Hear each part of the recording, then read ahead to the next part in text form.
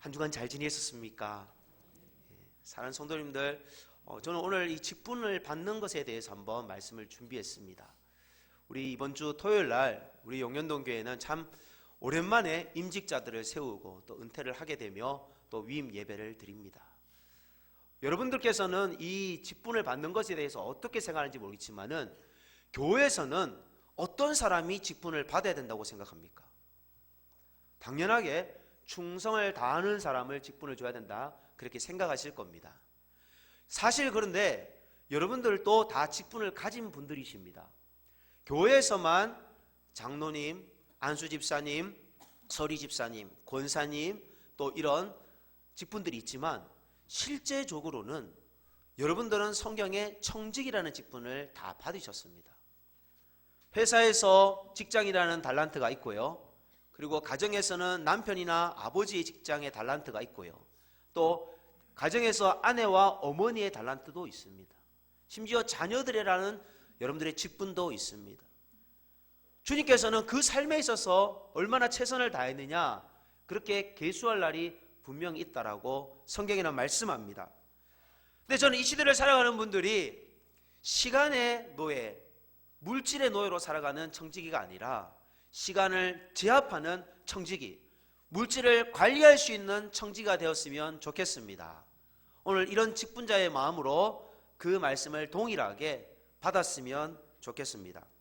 사실 이번에 임직을 받으시는 분들 같은 경우에 가정적으로 굉장히 하나님 앞에 감사의 제목들이 있을 겁니다. 그리고 또 개인적으로도 영적으로 굉장히 결단할 수 있는 축복의 현장이라 생각합니다. 저 역시도 용현동교회에 와서 참 사랑하고 존경하는 좋은 장로님들과 함께 지금까지 은혜롭게 달려올 수 있었던 것은 제가 많이 부족함에도 우리 장로님들께서 이것저것 많은 부분들에 있어서 배려해 주시고 인내해 주셔서 정말 이 시간이 오지 않았나, 그런 생각을 하게 됩니다. 직분을 받는 것, 저희 가정에게도 또 제 개인에게도 정말 이제는 무게감이 더 다르게 느껴집니다. 담임 목사이지만 위임 목사의 무게감은 더 다르게 느껴집니다. 만약에 예를 들어서 교육 전도사와 담임 목사의 무게감을 같이 볼 수가 있겠습니까? 교육 전도사들이 다 교회를 가고 성도님들이 다 교회를 비우신 주일 오후에 저는 물론 관리 집사님이 구석구석을 다 점검을 하셨습니다. 그런데 가끔 보면 이렇게 뭔가 하나 선풍기가 안 꺼져 있거나 에어컨이 돌아가고 있거나 아니면 화장실 불이 안 꺼졌거나 커피 믹서에 포트가 꽂혀 있거나 아직 그런 여러 가지들이 꼭 발견되는 게 있더라고요. 제가 그걸 보면서 이게 화재가 나지 않게 해서 내가 끄는 것도 있고 교회 전기를 아끼기 위해서 내가 관리를 해야 된다. 결국 목사는 무한 책임을 지는 사람이다, 그런 생각을 해보았습니다. 전기요금이 많은 거 그걸 떠나서요, 교회를 내가 어떻게 살아가는 자세를 교회를 두루두루 돌아다니면서 마음을 다지게 되는 겁니다. 쓰레기가 쌓여있으며 저게 나중에 벌레가 생기지 않을까, 냄새가 나지 않을까, 그런 것도 교회를 향한 부교육자였을 때는 그렇게 많이 생각하지 못했던 제 마음이 달라진 무게라고 생각합니다. 교회 안에도요, 구역장이 있고 구역 식구들이 있습니다. 구역장이 느끼는 무게와 구역 식구가 느끼는 무게가 같을 수가 있겠습니까? 구역 식구는 구역 예배 어떨 때는 빼먹는 거, 꽃감 빼먹듯이 자연스러울 수 있지만 구역장이 그렇게 빼먹을 수가 있겠습니까?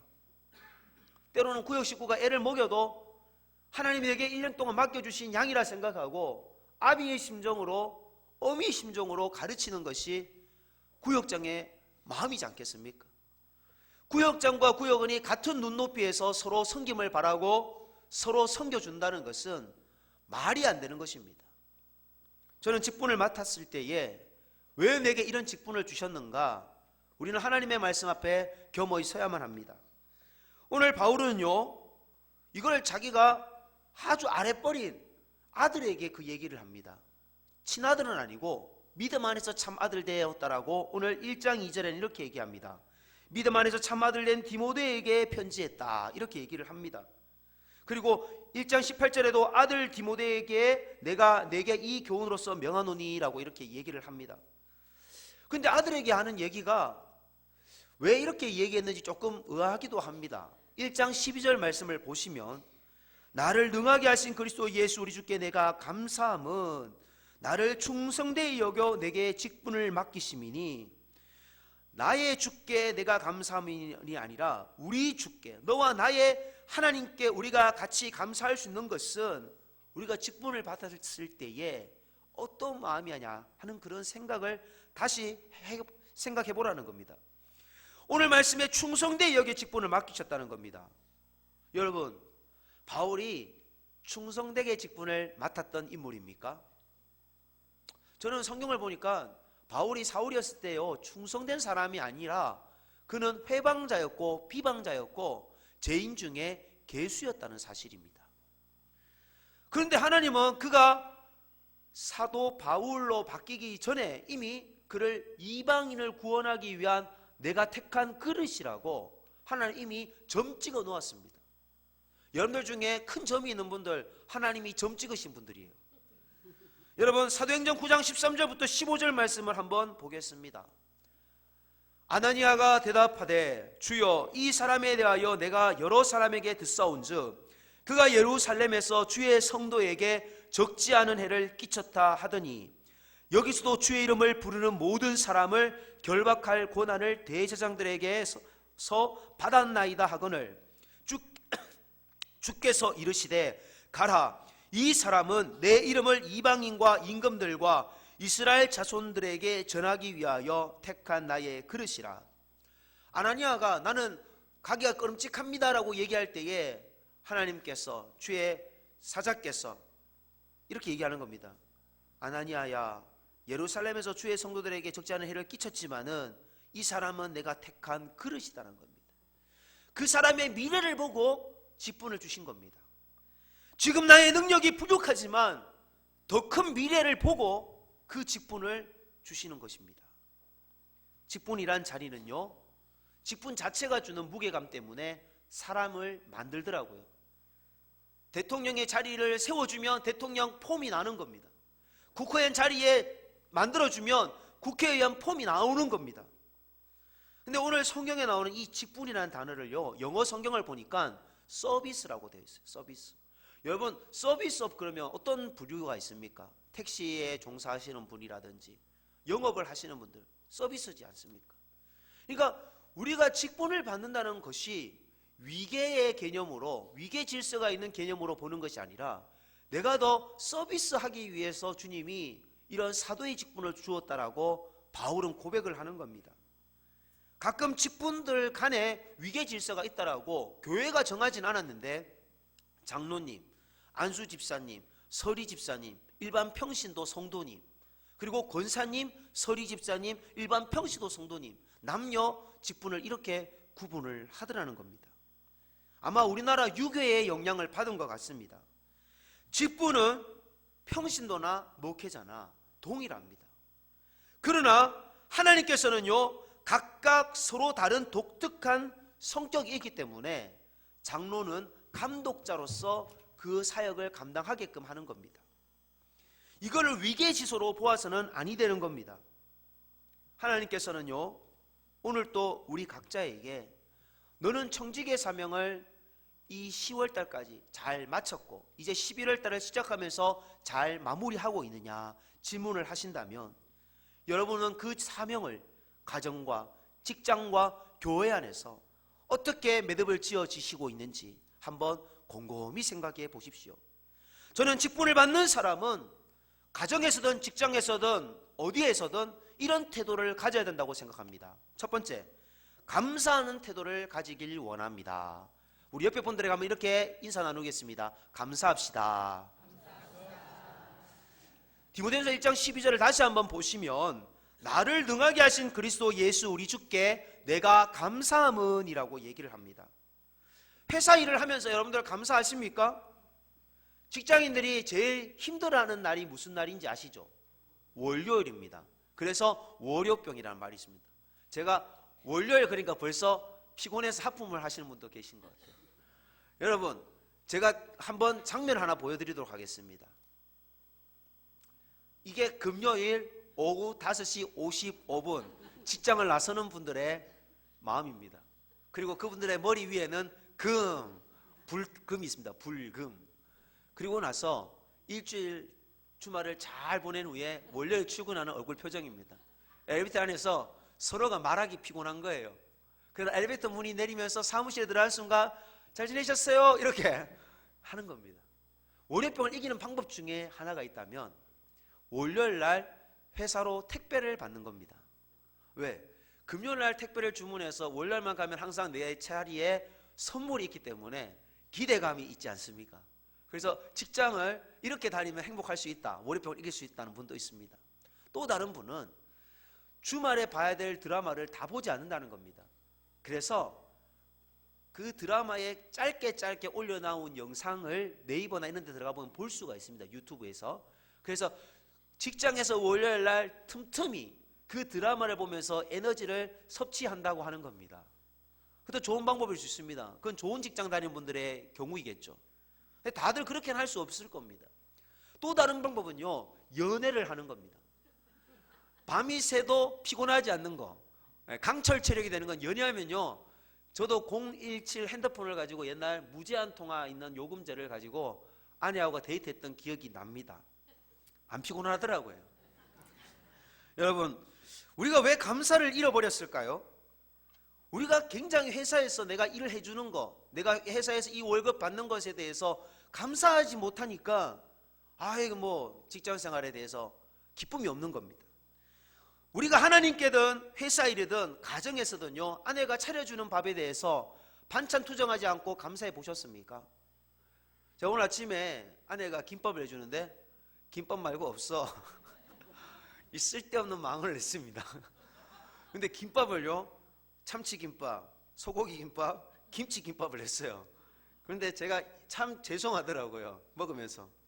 여러분, 내가 썸바디로 생각하는 순간 갈등이 생기는 겁니다. 여러분, 작은 것에 감사하시기를 바랍니다. 내가 에브리싱이라고, 나는 모든 것이다, 내가 없으면 회사가 안 돌아간다, 내가 없으면 교회가 안 돌아간다, 이게 조직을 망가뜨리는 겁니다. 사도 바울은요, 사실 당대의 최고 엘리트 학파를 전공했습니다. 가마리엘 학파입니다. 지금으로 말하면 서울대학교와 같은 수준입니다. 근데 그가 자신이 주님을 믿고 나서 그런 입술로 고백을 합니다. 빌립보서 3장에 또 모든 것을 해로 여김은 내 주 그리스도 예수를 아는 지식이 가장 고상하기 때문이라.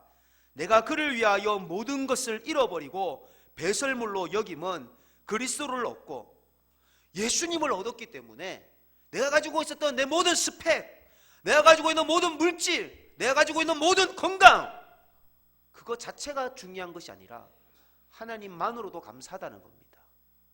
사도 바울은요, 눈에 안질이 있었습니다. 그런데도 사역하는데 왜 이거 빨리 안 고쳐주냐고 하나님께 기도는 했지 원망하는 모습은 없습니다. 여러분, 건강이 어렵든 경제적으로 어렵든 그리고 여러 가지 가정에 어려움이 있든 감사를 시작하면 문제가 해결될 줄 믿으시길 바랍니다. 두 번째, 직분을 받으실 분들, 직분을 또 맡으실 분들은 충성하라고 맡기신 겁니다. 사실 우리가 이 12절 말씀에 보면 나를 능하게 하신 예수 우리 주께서 내가 감사함은 나를 충성되이 여겨 내게 직분을 맡기심이니, 이 충성이라는 단어와 직분이라는 단어를 연결해서 문장을 쓰고 있습니다. 충성되이 여겨 직분을 맡기셨다. 이 충성이라는 건요, 내가 남들에게 보여지는 부분이 있다는 겁니다. 물론 나에게도 충성하는 겁니다. 나의 스스로에 대한 믿음에 대한 충성이겠죠. 이건 하나님과 나의 믿음이죠. 근데 남들이 볼 때 저 사람이 충성하는지 안 하는지가 보인단 말이에요. 그래서 남들이 나를 신뢰할 수 있도록 만드는 속성이 이 충성이라는 개념입니다. 그래서 믿음의 참아들 된 디모데에게 사도 바울이 내가 이렇게 충성한 것처럼 너도 충성해라는 것을 지금 요청하는 마지막, 지금 순교를 앞두고 있는 입장에서 쓴 목회 서신인 겁니다. 고린도전서 4장 2절 말씀 우리 함께 읽겠습니다. 시작. 그리고 맡은 자들에게 구할 것은 충성이니라. 아멘. 자, 국민일보에서 본 김성년 목사님의 글입니다. 사람은 누구나 흔들리며 인생을 삽니다. 마치 줄기 끝에 매달린 꽃송이처럼 삶에 불어닥친 작은 바람에도 휘청대는 연약한 존재인 것이지요. 하지만 그것도 잠시여야지 하루가 멀다 하고 흔들린다면 그 자신은 물론이요 함께하는 이들도 불행합니다. 따라서 우리는 어떤 어려움 앞에서도 흔들림 없는 견고한 인생을 구해야 합니다. 문제는 어떻게 그리할 수 있는가입니다. 1863년 켄티스버그에서는 남북전쟁의 운명을 가른 중요한 전투가 있었습니다. 당시 전세는 북군에 매우 불리했지만 그럼에도 링컨은 평온했습니다. 그 모습을 보고 참모가 묻습니다. 국가의 장래가 불투명한 때 어떻게 담대하고 평온할 수 있습니까? 그러자 링컨은 답합니다. 나는 지금껏 기도하며 국가의 장래를 하나님께 맡겼소. 기도한 대로 되어질 것이요. 기도하는 자는 태산이 흔들려도 요동치 않습니다. 왜냐하면 기도는 자신을 돌보아 회개하는 것이요 하나님의 뜻을 구하는 것이요 살아계신 주님과 동행하는 것이기에 인생의 어떤 풍파에도 흔들림이 없이 견고할 수 있는 것입니다. 지금 무언가에 흔들린다면 먼저 기도하십시오. 그리하면 더 견고히 서게 될 것입니다. 여러분, 하나님 앞에서 가정에서, 직장에서, 교회에서 충성하기를 원하십니까? 그러면 먼저 기도하시기를 부탁드립니다. 하나님 앞에서 저는요, 오늘 성경에 보면 후메네오와 알렉산더가 있는데 처음부터 이분들이 그랬던 건 아닙니다. 피니싱웨를 못한 겁니다. 여러분, 우리는 끝까지 충성하는 사람이 되었으면 좋겠습니다. 우리 옆에 분들에게 이렇게 인사합시다. 끝까지 충성합시다. 한 번 더 옆에 분에게 끝까지 충성합시다. 아멘. 그러려면요, 특세 때 만나시기 바랍니다. 끝까지 충성하지 않고 특세 안 나오면 제가 어떻게 충성을 볼 수가 있겠습니까? 사실 기도의 자리에서 하나님을 만나는 것이 하나님의 충성입니다. 차가 필요하신 분들 차량 신청서 다 제출하고 가십시오. 운행해 드리겠습니다. 사랑하는 성도 여러분, 믿음 좋은 사람이 있다고 한번 가정해 보겠습니다. 그분을 우리가 어디에서 만나면 기분이 좋을까요? 그분이 자기의 주어진 자리에서 최선을 다하는 걸 우리는 기분 좋게 여길 겁니다. 그것은 바로 기도하는 자리에 있는 직분자의 모습일 겁니다. 믿음 좋은 사람, 사실 우리는 그분의 말을 봅니까? 그분의 행동을 봅니까? 믿음이 좋다는 사람의 그분의 말은 유창하게 할지라도 그분의 삶이 안 따라질 때에 우리는 퀘션 마크를 던집니다. 믿음이 좋은 사람이 착한 양심을 가진 사람이 맞습니까? 착한 양심을 가진 사람일 수도 있지만 착한 양심이 가지지 않은 사람일 수도 있다는 것을 오늘 후메네오와 알렉산더를 통해서 우리는 알게 됩니다. 그래서 디모데전서 1장 19절에 이렇게 얘기합니다. 믿음과 착한 양심을 가지라. 어떤 이들은 이 양심을 버렸고 그 믿음에 관하여는 파선하였느니라. 배가 파선하는 것처럼 믿음으로 항해하다가 그 착한 양심을 버렸기 때문에 그 믿음이 잘못됐다는 겁니다. 사실 믿음 좋은 분들 중에 인격이 모난 부분들이 있습니다. 저는 진정한 그리스도인이 되기 위해서는요, 자연의 인격, 여러분 타고난 인격, 성품과 신앙 인격이 골고루 겸비되어져야지 올바른 직분자라는 것입니다.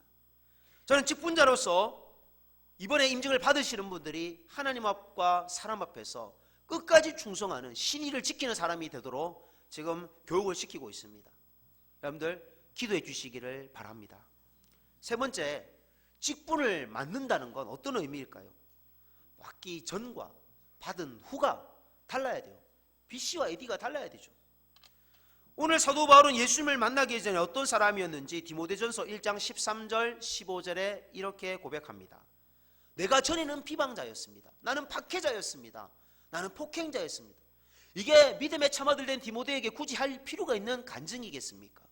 나는 죄인 중에, 나는 교도소 갔다 온 사람 중에 최고 나쁜 교도소 갔다 온 사람입니다. 그래 얘기를 하는 겁니다. 부끄럽지만 왜 아들뻘에게 자신의 과거를 언급합니까? 이건 간증입니다.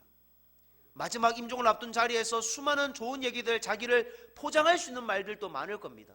내가 얼마나 수고를 했는지 너 아느냐? 내가 정말 파선을 당한 배를 얼마나 많이 경험했고 태장을 얼마나 많이 만났고 내가 정말 얼마나 헐벗음을 당했는지 너 아느냐? 이런 자랑을 하지 아니하고 나 정말 나쁜 놈이었다. 내가 지금 사도라고 칭하기에 나는 자격이 없는 사람이다. 이게 진짜 직분의 자의 모습이 아니겠습니까? 그는 사실 예수님을 믿는 사람을 잡으러 갔을 때 그리고 감옥에 가두러 갔을 때 그는 사실 잘 몰랐습니다. 하나님을 잘 믿는 사람이었지 예수님을 하나님의 아들로 몰랐던 것입니다. 그래서 그가 길을 가다가 하나님의 빛을 보고 하나님의 음성을 듣습니다. 사도행전 9장 4절 5절 땅에 엎드러져 들음에 소리가 있어 이르시되 사울아 사울아 내가 어찌하여 나를 박해하느냐 하시거늘 대답하되 주여 누구시니까 이르시되 나는 내가 박해하는 예수라. 바울이 행한 잘못은요 몰랐던 것뿐입니다.